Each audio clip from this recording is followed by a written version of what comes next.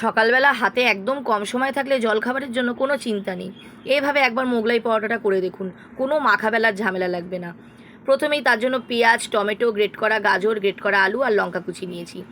4টে ডিম, বিস্কুটের গুঁড়ো আর 10 গ্রামের মতো বাদামকে আমি এভাবে ভেঙে নিয়েছি। বিস্কুটের গুঁড়োর মধ্যে ডিমগুলোকে ফেটিয়ে আমি বাদামের কুচিগুলো দিয়ে, এতে আমি স্বাদ মতো লবণ দিয়ে আর কালারের জন্য সামান্য লঙ্কার গুঁড়ো দিয়ে ব্যাটাটাকে ভালো করে তৈরি করে রেখে দেবো। এবার আমি একটা বাটিতে 250 গ্রামের মতো ময়দা নেব।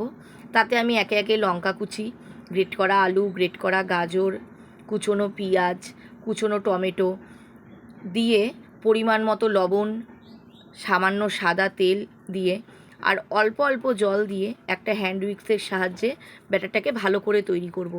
আমি এই পরোটাটাতে একটু সবজি ব্যবহার করেছি। বাচ্চারা তো এমনি সবজি খায় না, এভাবে সবজিটা খেয়ে নেবে। ব্যাটারটা এরকম ঘনত্বের তৈরি হলে আমি একটা চাটু গরম করে এতে সামান্য সাদা তেল গরম করে নেব। এবার আমি 2 থেকে 3 হাতা মতো ব্যাটারটা দিয়ে একটা হাতার সাহায্যে চতুর্দিকে ছড়িয়ে দেব। দিয়ে 2 থেকে 3 মিনিট পরোটাটা এভাবে এপিট ওপিট করে ভেজে নেব।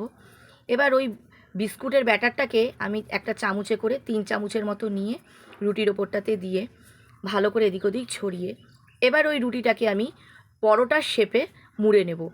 এটা পরোটার শেপে মোড়াতে বাচ্চাদের দেখতে ভালোও লাগবে আর খেতেও মজা পাবে।